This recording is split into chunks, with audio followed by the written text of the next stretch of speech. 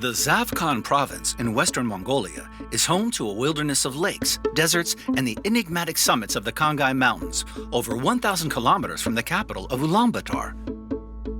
Ogui, a 35-year-old nomadic doctor, crosses the steppe with her husband Magna and her 2 daughters, joining her on their break from work and school. Every day she roams the region to see her patients, who, like her parents, and all her ancestors before her, are nomad herders.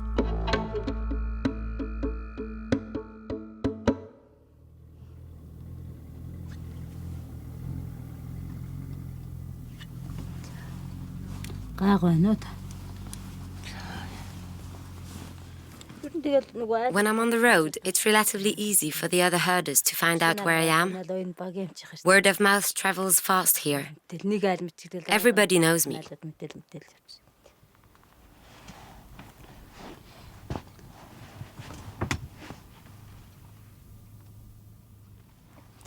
It's a huge advantage to have been born here. I know everyone. Everyone knows me. I know every stone of the steppe. I never get lost. I can always find my way, even in the middle of the night. That makes it easier to get around. I think that Ogui's work must be hard for a woman, especially in winter when she has to travel, even in the middle of snowstorms. But it was even more complicated before when there wasn't a mobile clinic.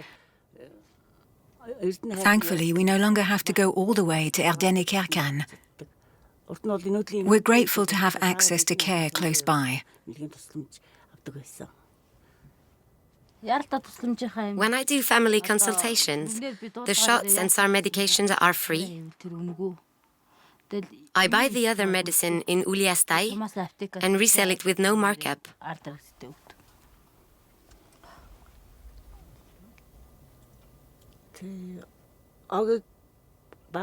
I've known Ogui since she was a child, and I know her parents very well. I know the whole family. I'm so proud of her for deciding to become a doctor.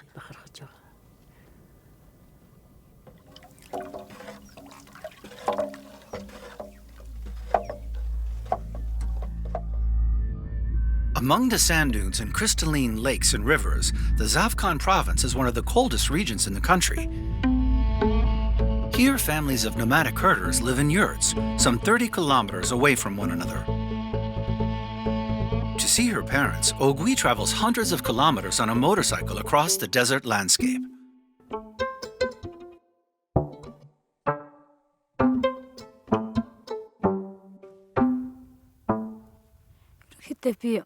Originally, I wanted to be a teacher.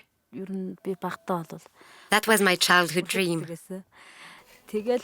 Then, in middle school, around 6th or 7th grade, that was when I started realizing that if I became a doctor, I could really do something helpful for the people in this region. It was also around that time that my grandmother had a heart attack. I think that's what really made me decide to become a doctor.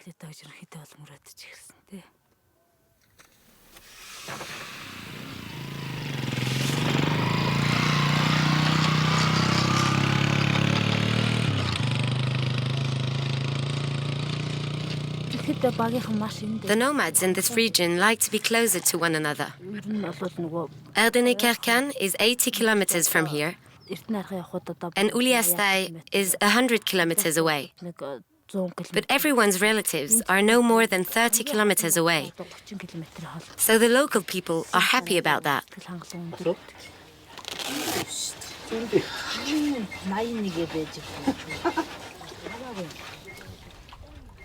On average, I'd say that a unit here is made up of about 158 people.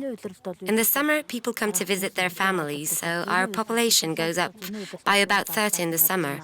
But in the winter, we're 150 to 160 people.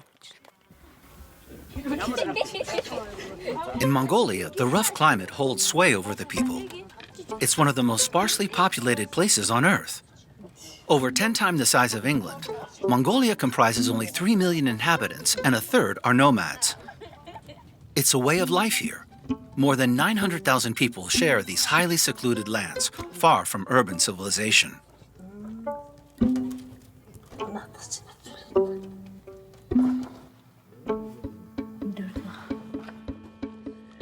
In 2012, mobile ambulances were launched in the Mongolian Steppe, a project initiated by a Czech organization named People in Need, founded by war correspondents over 30 years ago.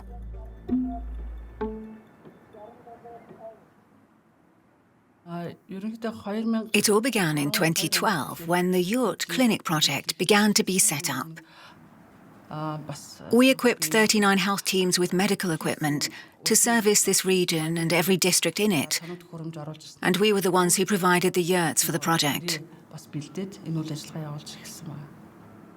We have 165 doctors, but there's a total of 1,112 medical staff who are part of the project.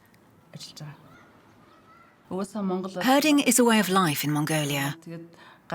Here we follow the resources by moving, so it's complicated for people to seek treatment in a hospital. That's why the doctors follow the herders.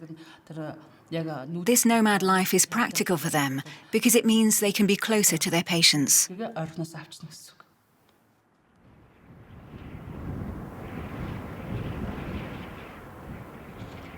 Ogui chose a nomadic lifestyle to stay close to her patients. It's a difficult life that her children do not share with her. Ogui only gets to see her 2 daughters in the summer. They go to school in the city the rest of the year. In the nomad community, the women are responsible for raising the children. They're the ones who take care of most of the day-to-day chores, milking the cows and goats, educating the children, baking bread, and preparing the meals.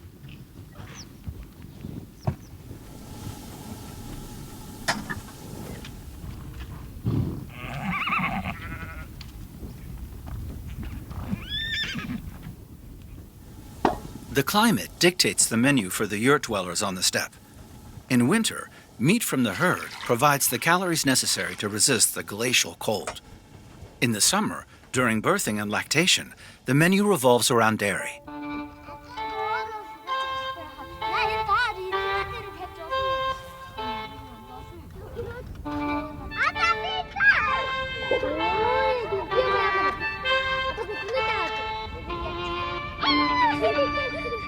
Certain commodities are hard to come by in these arid areas. One of the most precious is rainwater, which families eagerly await. In the summer, Ogui and her mother, like other families, rely on the rivers to provide the water they need. Of course I'm proud. I'm incredibly proud. The entire Musun tribe is incredibly proud of her. She helps other people. That's admirable. Of course I'm proud of the work Ogui does. I'm proud that everyone talks about her. Anytime there's an emergency, she's the one they call.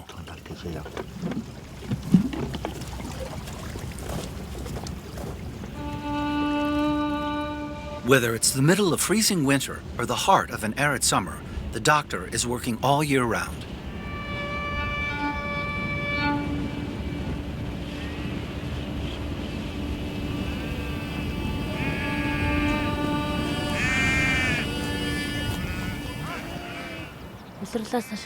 During the summer is when I see the most cases of high blood pressure. In winter, it's more likely to be respiratory illnesses or the flu. It's mostly the children who are affected by respiratory illnesses.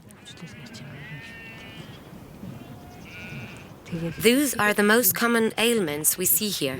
But sometimes there are other issues, like someone who fell off a horse, got burned, or had a motorcycle accident.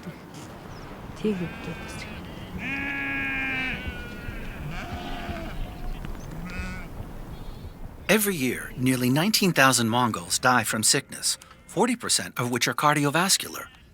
In order to handle the various pathologies facing the nomad population, who are fragile and vulnerable, Ogui trained for all kinds of situations like childbirth, dentistry, and chronic illnesses.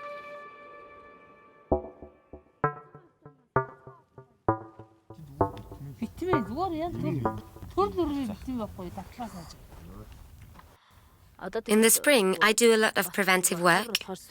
I teach people about the dangers of tuberculosis. I explain that they shouldn't be in contact with newborns if they haven't been dried, and that they need to regularly wash their hands. That's what I tell them about tuberculosis. But I also teach them a lot of other preventative care. Things like how you shouldn't eat food that's too salty, you should exercise, how to prevent the plague. I have meetings with all the families in the region to share information and offer prevention guidance. We classify the population into age groups, and the 40 to 64-year-old age group is our main target. We regularly check their blood pressure, height and weight, and if anyone seems to be at risk, we share that data with the relevant authorities.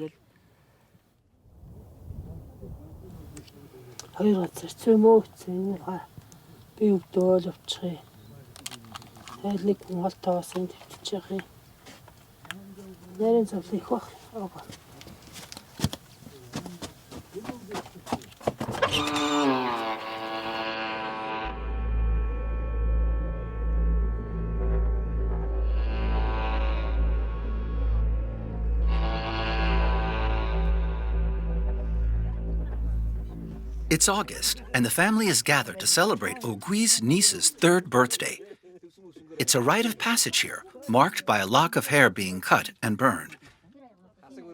It's a symbol of rebirth and a relic from a time when infant mortality was common. Ogui enjoys spending time with her daughters, who will soon return to school, which is over 5 hours away from the campsite.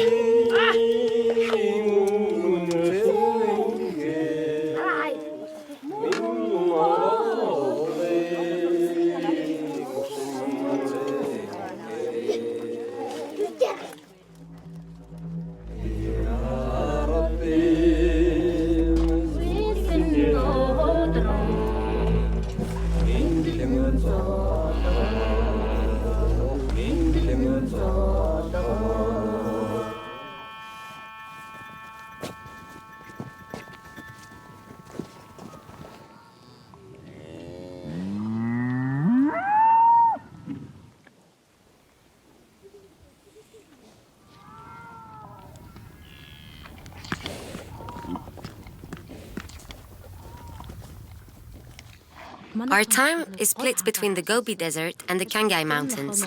In the summer, we go to the mountains, and in the winter, to the desert. It's warmer, and there's a lot of cow dung, which we use as fuel for heat.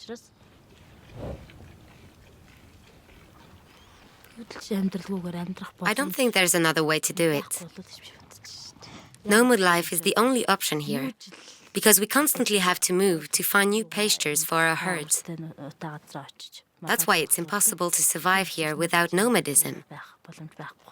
Weather and rare resources determine the transhumance of the nomads. With every change of season, these cattle-herding families pack up their yurts in search of new green pastures for their animals. We must be one with nature. If we didn't change pastures, imagine what would happen if I stayed here with my herd for an entire year. They would graze in this land until everything was gone and the ground would no longer be fertile. That's why we're nomads.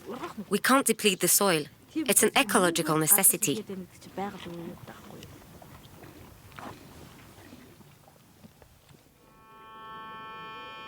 In the wooded areas of the steppe, heavy rains force the families to leave their yurts 6 to 8 times a year, migrating 20 kilometers away each time. In the heart of the arid and mountainous regions, distances seem longer.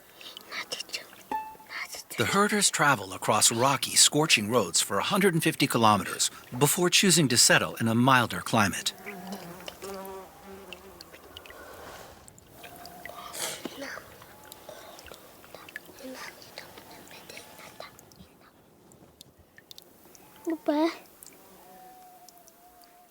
Steep terrain and suffocating temperatures mean most of the nomads leave the majority of their possessions behind so they can travel lightly.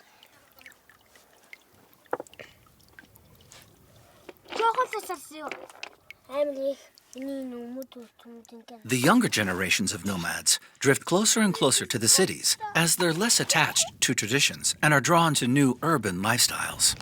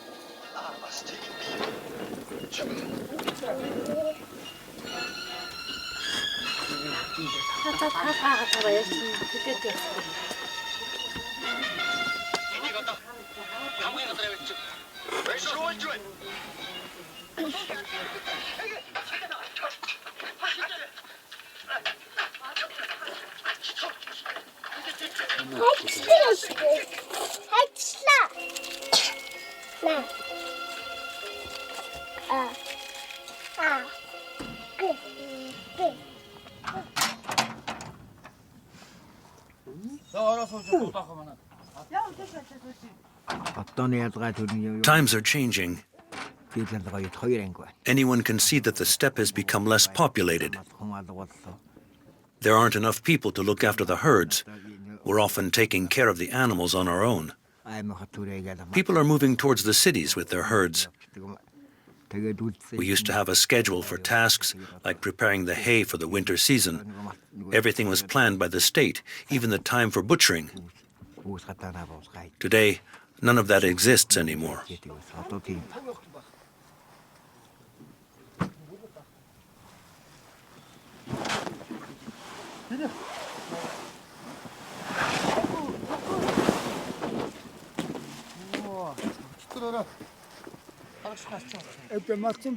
The number of herders is diminishing. I think the state should do something about it. Tradition says that there should be a certain number of nomadic herders. But unfortunately, young people today prefer to go to the city. The herds are growing. When we had the kolkhoz, there weren't as many heads of cattle. In 1990, the kolkhoz was shut down and the cattle industry was privatized. It's been that way for 29 years now in Mongolia. Cattle are multiplying in huge numbers. Back then, the goal was to limit the bovine population to 31 million, but that never happened.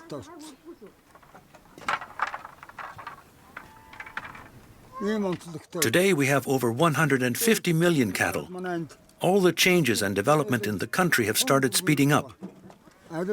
Every family now owns a vehicle, a television, and technical equipment. Talk about progress. Before, it used to be forbidden to own a car.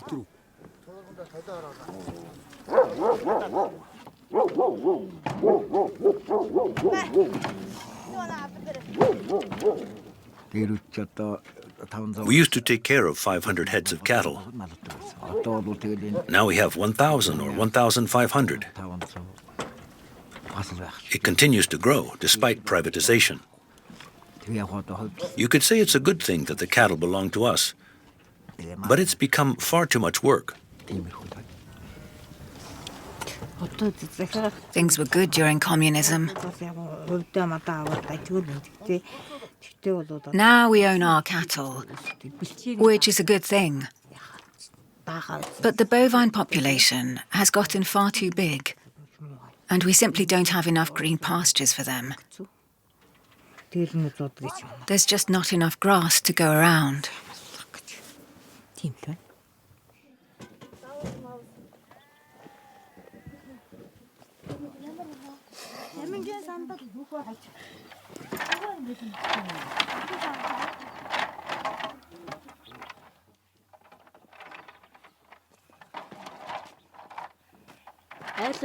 There's a lot of transhumance in winter and summer.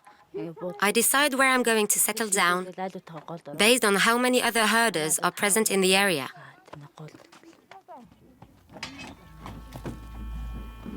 Once they've picked a migration day, the families begin to pack up their property, personal belongings, religious icons, but above all, the yurt. Each of the 88 wooden branches that make up the structure are carefully dismantled and packed away with the felt and the central columns.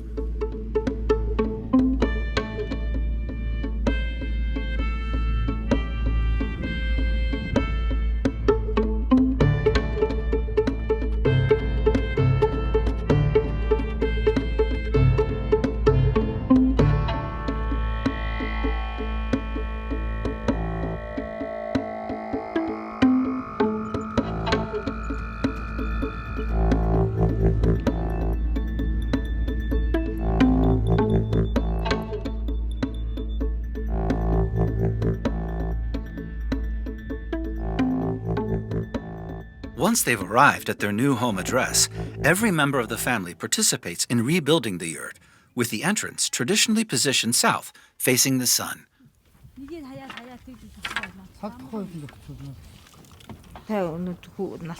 When the children are old enough to go to school, the parents follow their children. They move to the village. They think about the children first. They take care of the herds with their children in mind. For example, we've been taking care of our son's herd and our son-in-law's as well.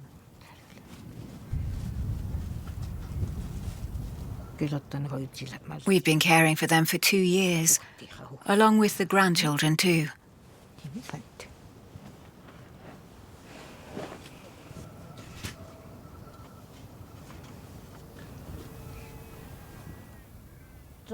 I only see my children for 15 days in the summer and 15 days in the winter. I miss them terribly. The rest of the year, I'm alone on the steppe.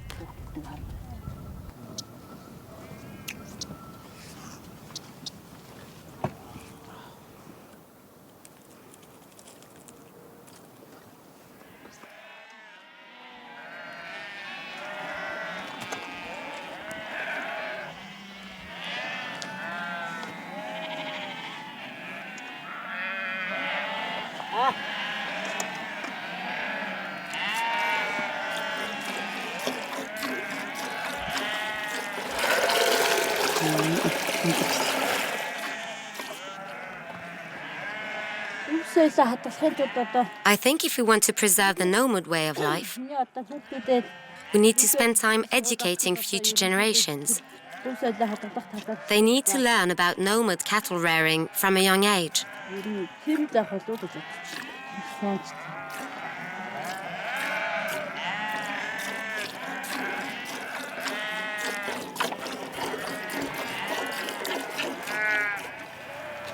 When I was young, there were a lot more nomad herders.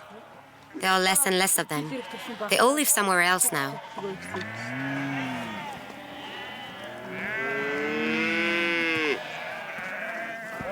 Due to global warming, more than 600,000 herders left the steppe and moved to the capital of Ulaanbaatar over the past 3 decades.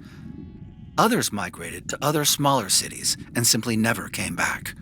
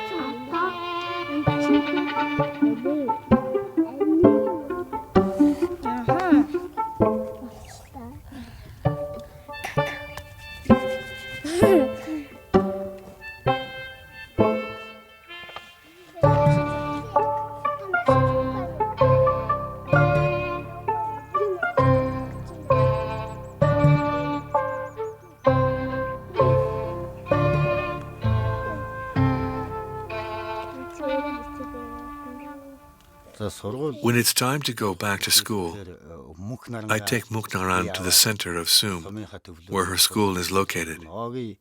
Ogui has to stay here on the steppe, where she works. That's why Muknaran is always emotional about going back. For us, it's always a big deal when she goes back to school. It's hard. That's why I stay with her during the school year.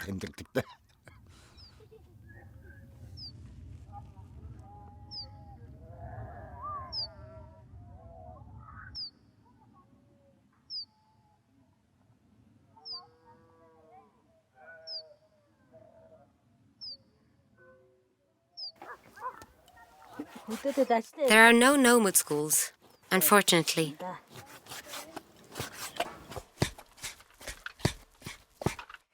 That's why I have to send my children to school in Erdenekerkan or in Uliastai. I don't have a choice.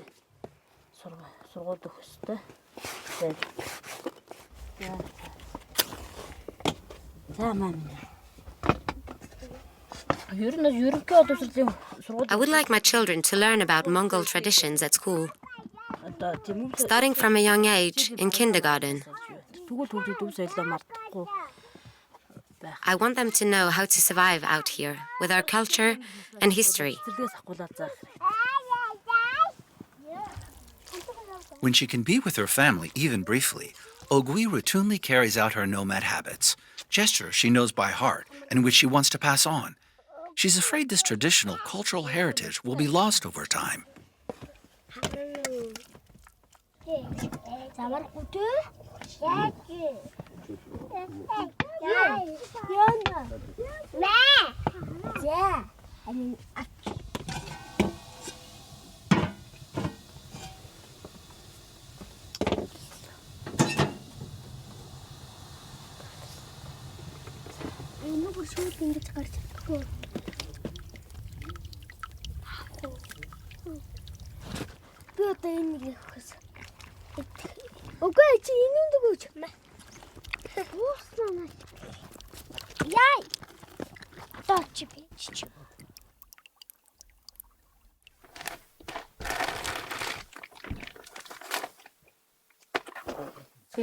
Is my heart having palpitations? Your heart does have an irregular beat. How old are you? I'll be 48 years old soon. You haven't hit menopause yet. What is that? An oximeter to measure your heartbeat. I took medication this morning. It didn't work, so I took paracetamol.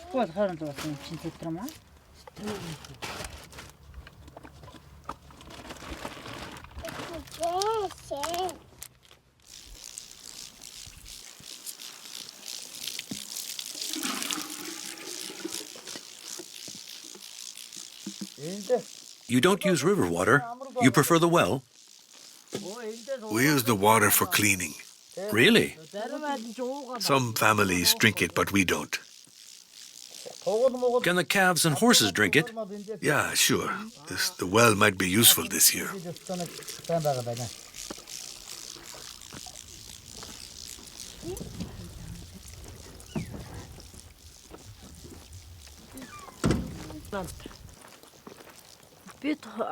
I prefer living here than in town. But my children are going to school in town, and I wish I could be close to them. Sometimes I think about finding a job at a district hospital, but the nomad life really suits me perfectly. Ogui chose these peaceful lands over her family. This is where she was born, in these landscapes shaped by these infinite deserts and ice-capped mountains. This is where she hopes to support families who carry on their ancestral traditions. A nomadic heritage that's vanishing little by little as the population dwindles.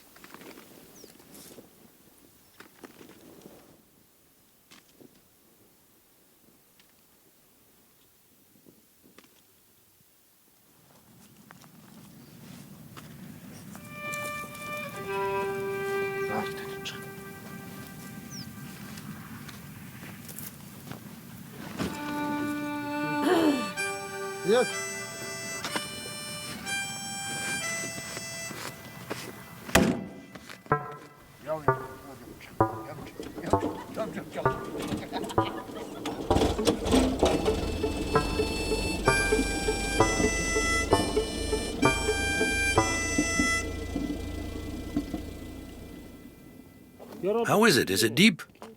No, it's not deep. I can't believe it. Maybe there's a dead animal stuck between the pieces of wood. But we can't see much.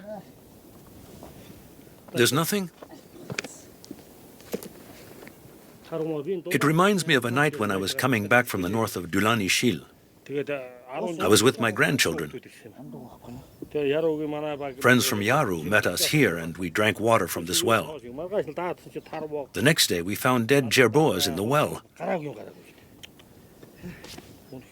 We should have never come here that night. In the summer and spring seasons, we drink river water. In winter and autumn seasons, we drink well water. Finding drinking water is difficult. It's becoming increasingly difficult because of things like global warming and pollution. It's getting harder and harder to find reliable sources of good drinking water. Water has become liquid gold to me.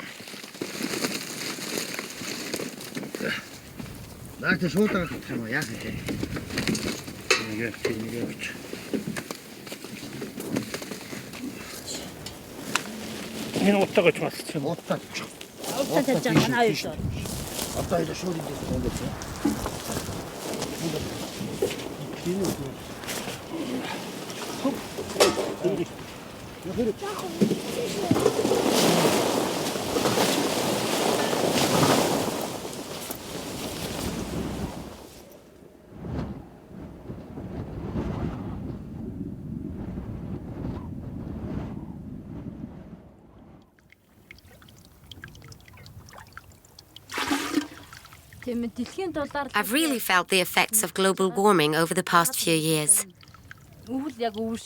When I was young, we had 4 distinct seasons. Now there's really only 2. A winter that's less cold and a very hot summer. Desertification is a growing problem.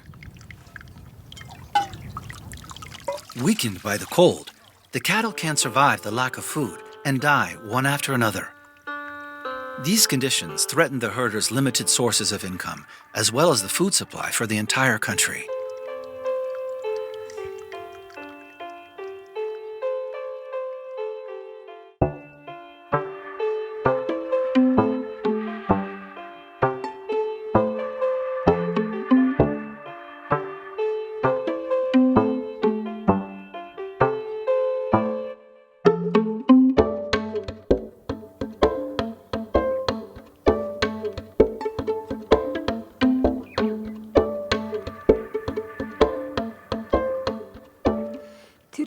Some people are just fed up with the nomad lifestyle, and it drives them away. But it could also be the result of climatic conditions. During a tzad, people lose cattle, and then they have no reason to stay on the steppe.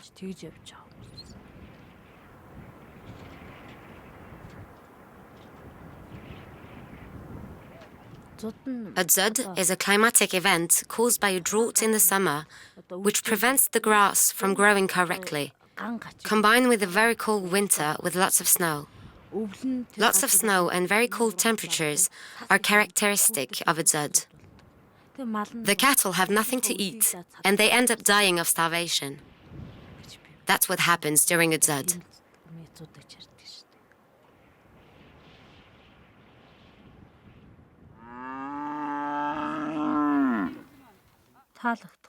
I don't want to live in a city. It's too crowded, and there's too much pollution.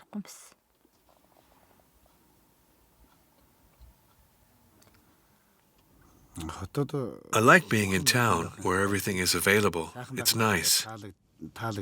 But I prefer to live on the steppe.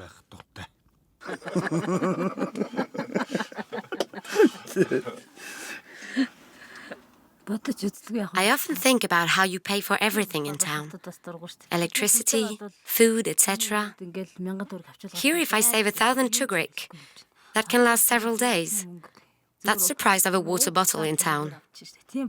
You have to constantly pay for everything, which is why I never liked city life. It's too many unnecessary expenses.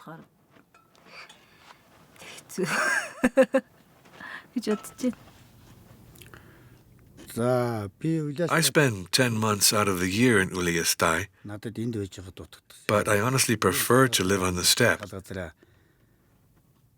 I'm happier here. The air is much better.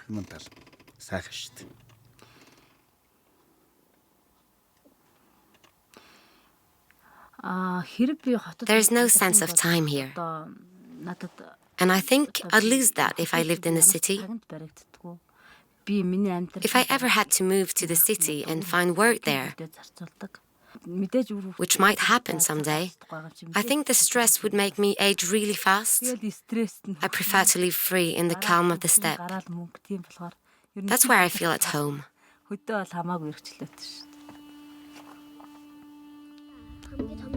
The nomad population remains very attached to the desert landscapes of the steppe, far from the city pollution of Ulaanbaatar, one of the most polluted cities in the world due to coal heating, which is still widespread. And yet the exodus of nomads to the cities increases every year. Faced with these migrations, the capital can barely adapt. It's now home to over half of the country's population. Families that leave the steppes plains often find themselves, despite their best intentions, living in the slums outside the city, where the living conditions can be brutal.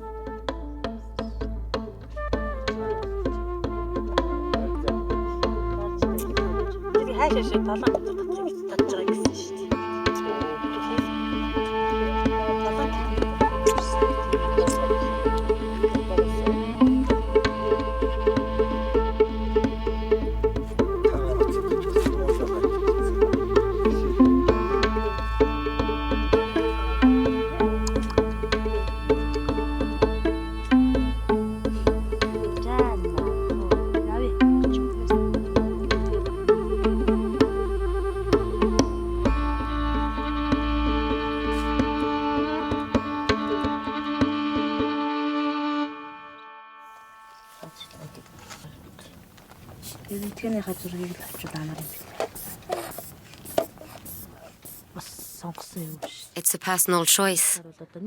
I don't want to judge anyone who can't handle the harsh climate out here. When there's a dud, it's discouraging to see all your cattle die off in a single day. Of course, for some, it's just too hard to carry on, and they decide to move to the city. A lot of people end up doing that. But they have a hard time adapting, because it's a completely different environment. It's complicated for people like that at first. It would be better for them to just stay here, in a place that's familiar. They would waste less time. I think they're making the wrong choice when I see them leave. It takes 5 years to recover from losing your herd, but over there, it takes a lot longer than that. It might take 10 years or so to adapt to city life. I think it's a waste of time.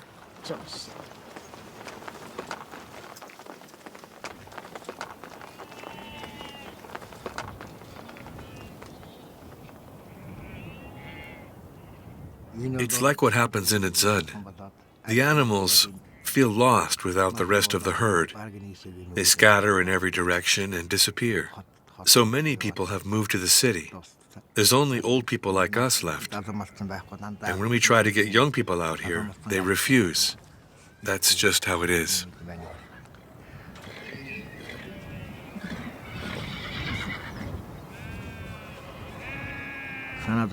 Of course, we're worried about the herd, but it's up to Mother Nature. What will become of us if we lose our herd?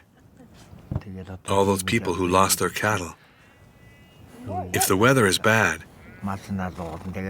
the grass doesn't grow and the animals die.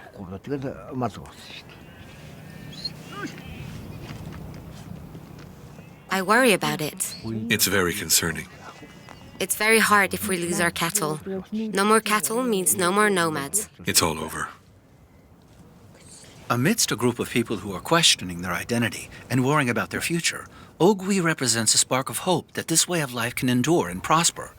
She's become an indispensable crutch for the nomad people of Zavkhan in fast transition. I think if I weren't here, if there were no doctor nearby for these people, some of the herders would leave. My goal is to be as close to them as possible. I still have to get better at what I do and continue to adapt to better serve my people. That's my mission. I'm a doctor. I took an oath.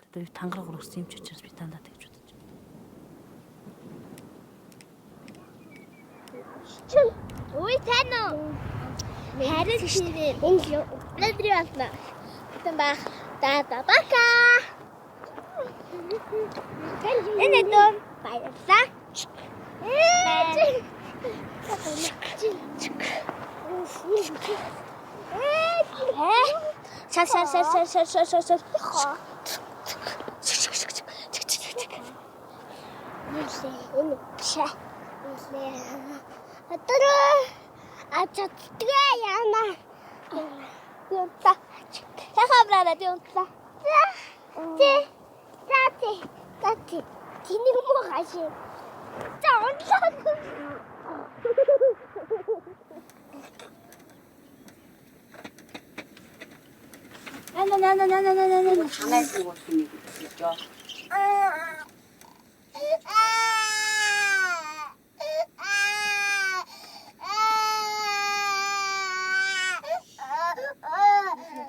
When did she get a massage? She calms down as soon as we hold her. We gave it to her, but she got sick. She had the flu. Did you give her ATST? Very rarely. We only gave her a little. A pinch in some boiled water. She was a perfect baby. But unfortunately, because of this burn, she's not perfect anymore. She's always been so calm. She doesn't cry. She's always so peaceful. It doesn't look good. Did you use the cream? Yes, we have 2 tubes. It's important. Her skin will stretch as she grows.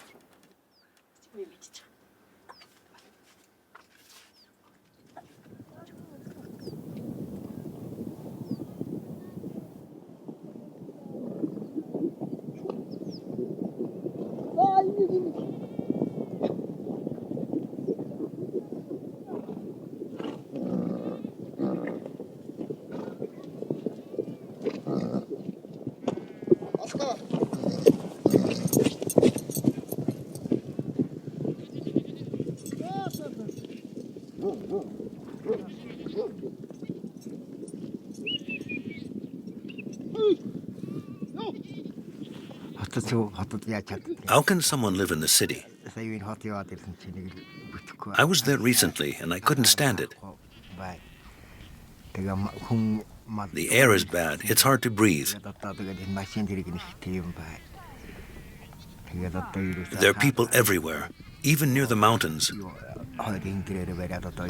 I couldn't possibly live in the city. It would be too hard.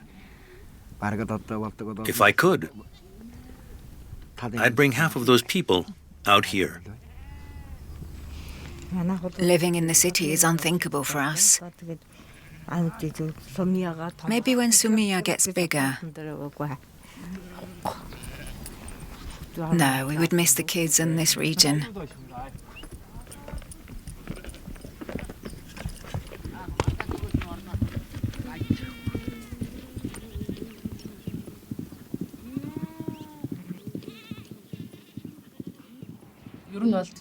Nomadic herding is the heart of Mongol culture. We've always raised cattle here. People should stay here on the steppe. If things continue to change, eventually we won't even know what it means to be Mongol anymore.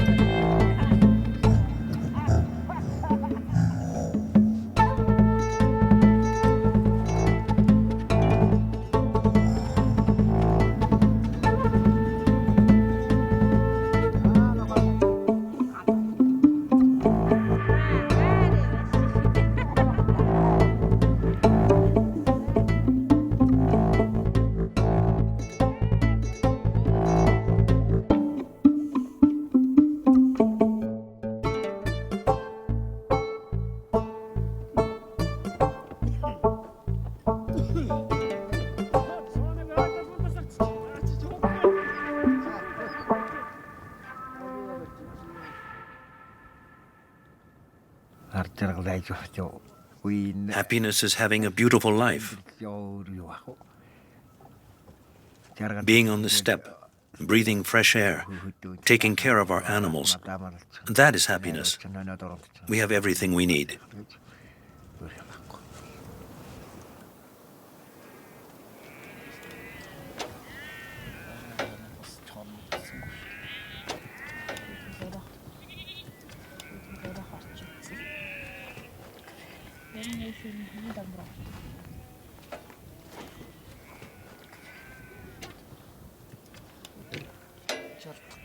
Was there someone looking to buy cattle?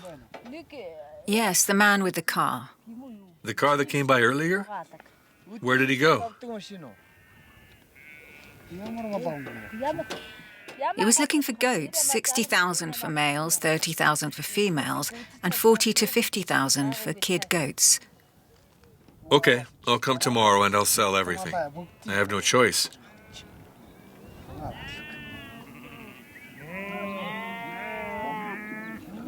If he's interested in my animals. He'll come tomorrow. He had a blue car. He'll be here tomorrow. Blue? I wondered where he was going to. It was Minkbat's car. Okay, but which way did he go? Did he go that way? He must be by these two families over there. After selling their livestock, some people want to buy an apartment. You, comrade, what will you do with your livestock? I'll take care of them. You fool. Be careful, or you'll lose everything. You're better off buying a warm apartment.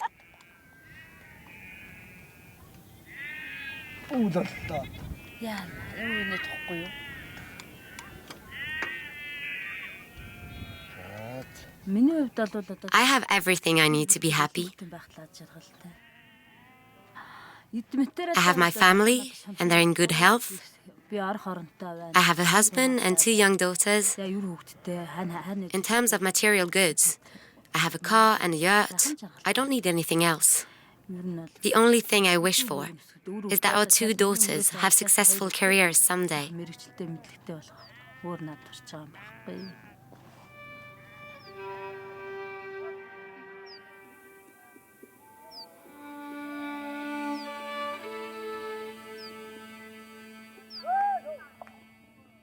The end of summer draws near, and the children's laughter on the steppe will soon fade as they go back to school. Ogui prepares to spend winter in Zavkon, alone with her parents. Far from her daughters, her dedication will once again be put to the test. Ogui carries on in the wilderness, forging new paths across the Mongolian steppe.